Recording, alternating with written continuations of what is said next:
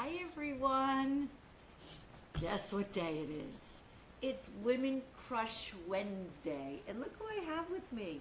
Newton, look at the camera and say good morning. I'm not sure Newton's enjoying this. He likes laying next to me during this and preparing for it. He really does. But I'm not sure he likes sitting on my lap.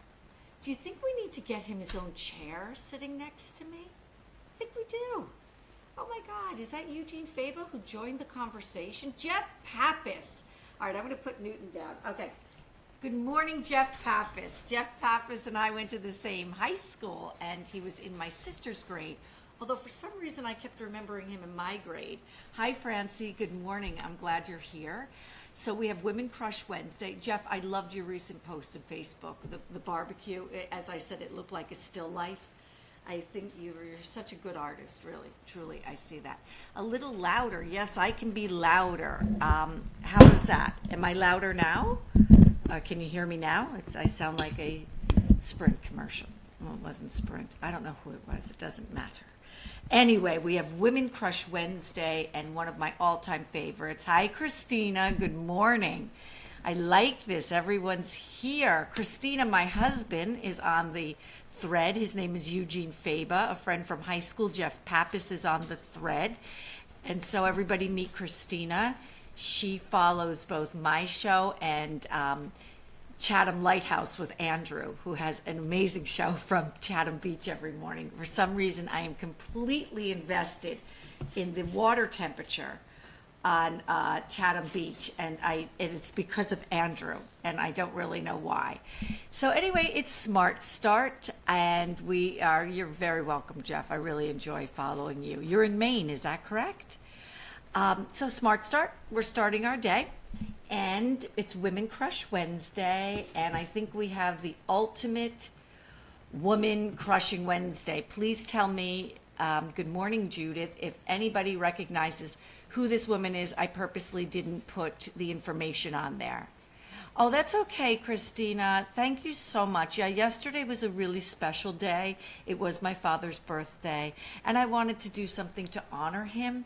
And so I chose St. Francis of Assisi by Bellini, because my father was a very religious man, but he was also a very musical man. And that's posted on Facebook, so it's been a wonderful thread. People have really looked at it and have been very excited about making comments. So please definitely go back and look at the thread and see if there's anything that you want to say about it. So anyway, anybody know who this artist may be? Francie? Feel like you would know who this is. Christina? Okay. I'm going to give you one more chance at this. I'm going to go to a split screen here. This is the phenomenal, the monumental, the amazing Louise Bourgeois. Yes, and this is her early work from the Femme Maison from 1946 to 1947. And I'm going to read a little bit for you here, and then I really want to hear your comments. It's a series of paintings by French-American artist Louise Bourgeois. Hi, Stephanie. Good morning. Stephanie, it's Women. I'm going to stop for a second to welcome Stephanie. Women Crush Wednesday, and these are my Stephanie-inspired flowers this morning. Stephanie has an amazing Instagram feed, and her flowers really are, the photography is incredible because she really... The one this morning, I wasn't sure if it looked like a hat, but it also looked like it was winking at us. There's this anthropomorphic feel to the flower, although I don't know that that's correct English, because anthropomorphic means, yes, to give human life to an inanimate object, but is a flower really inanimate? So you can all weigh in on that. Okay, so Stephanie, for today, we have Louise Bourgeois, the amazing. Okay, so she addresses the question of female identity in this early work called Femme Maison. Femme Maison is translated as housewife or woman of the house, okay? In these paintings, the heads and bodies of nude female figures have been replaced by architectural forms, such as buildings and houses. And it's literally housewife or woman house. Throughout femme maison, Bourgeois shows the home as an essentially female place in which she can explore ideas about female identity.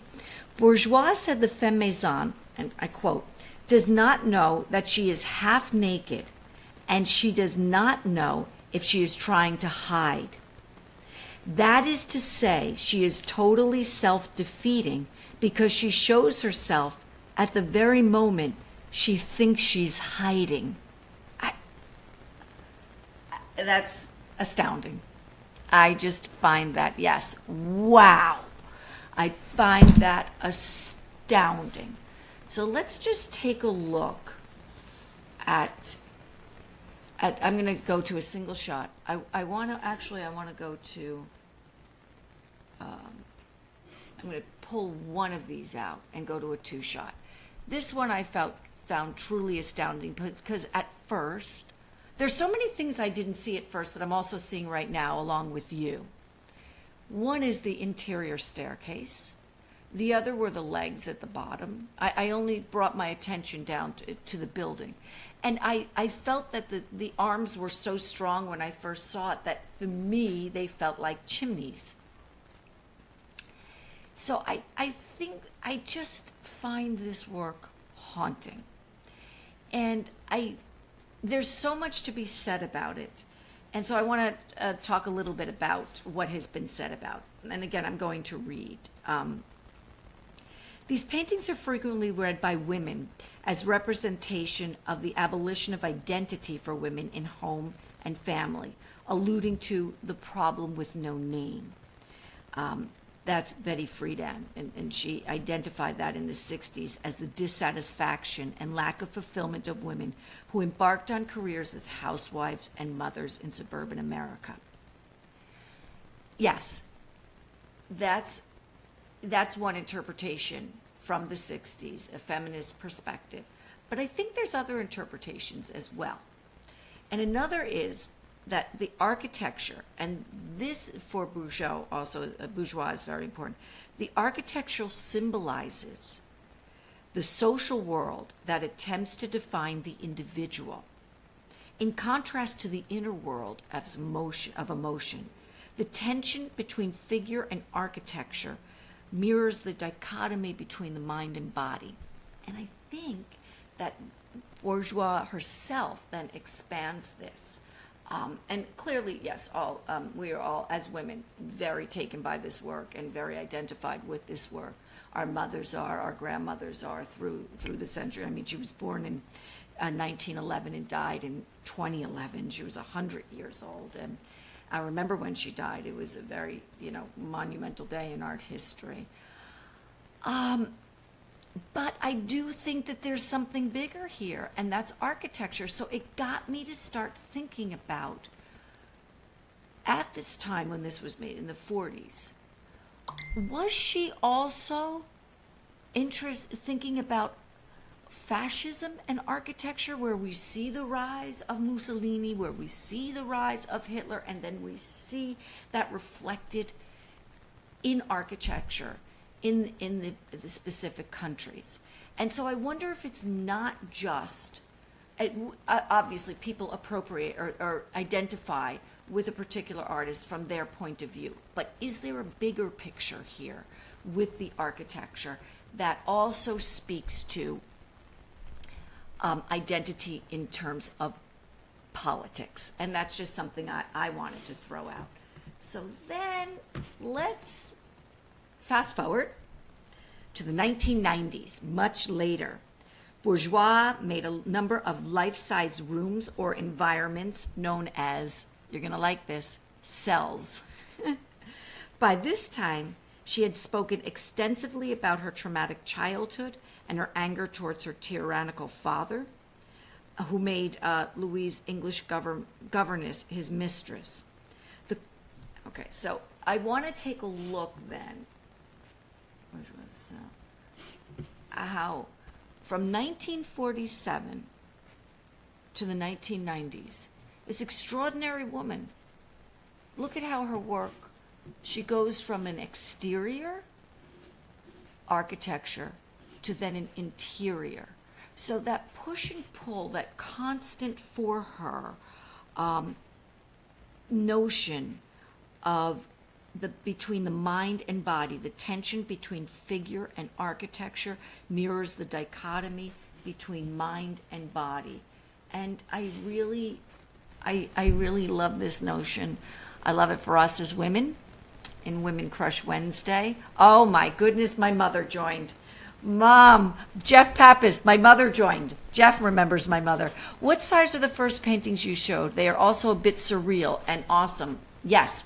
You know what, Jeff? I have to look up the size of these paintings for you. They're absolutely this artist, and that's a fantastic eye, Jeff. Really good observation. This artist is, like Picasso, she's had such a long career, and it embodies so many different periods of art history, and she also, it's almost as if you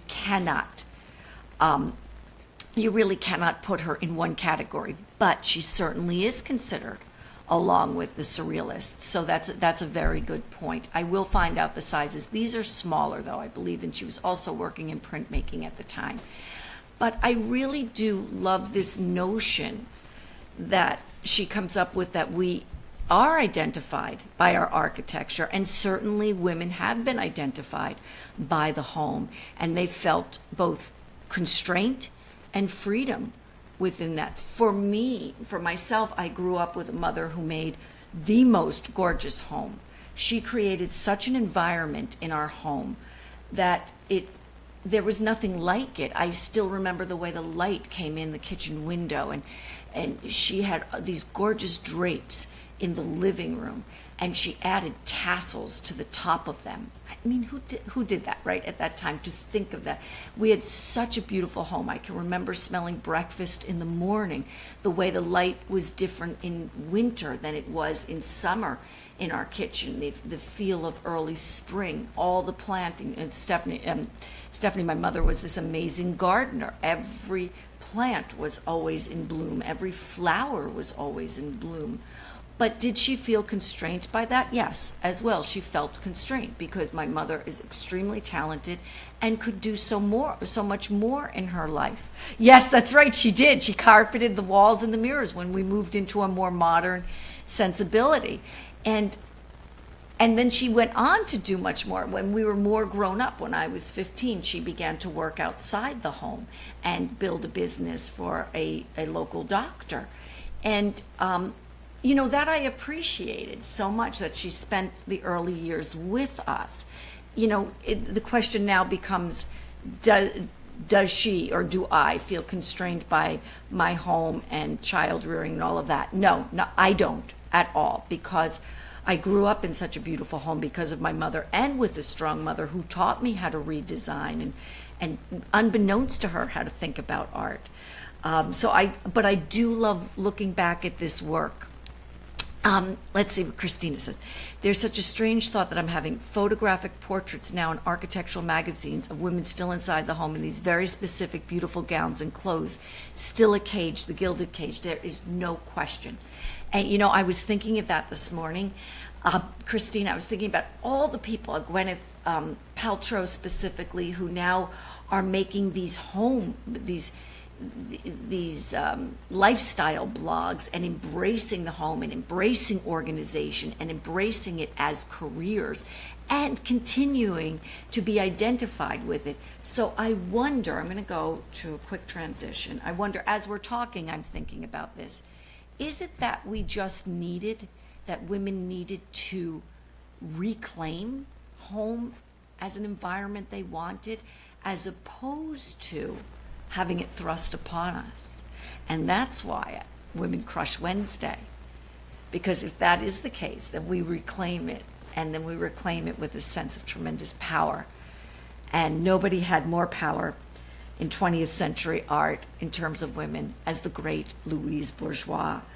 And I'm amazed by her work. I'm going to continue to show you more work of hers on Women Crush Wednesday and other days.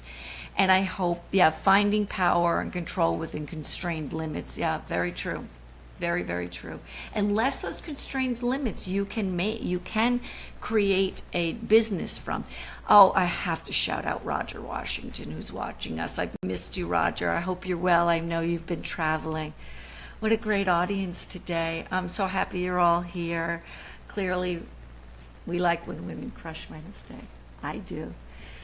I get to take my 18-year-old son for his last visit to the pediatrician before he moves on to a regular doctor, before he goes to college. And it's especially interesting and ironic that it is Women Crush Wednesday, and that's a part of what I'm doing today, because I have found no greater joy, power, identity, anything than in motherhood. And I can't imagine, ever not having embarked on this journey, which I find just increasingly more amazing. You think that it's only when children are little, or they're babies, or they're those sweet toddlers, but as they grow up and then they have conversations with you. Now he's an amazing adult with all these conversations, and he informs me. It's been amazing. So, Eunice, thank you so much. I'm glad that you're here. Thank you all for joining. Jeff, it's so great to see you. Roger, so great to see you. Great to see everybody here. Please continue. I'm going to do one more thing. Please continue to comment. And on the thread, I will answer all questions, and the thread from yesterday is still going. So have a wonderful day, everybody, a wonderful Wednesday, and I will see you tomorrow. Bye.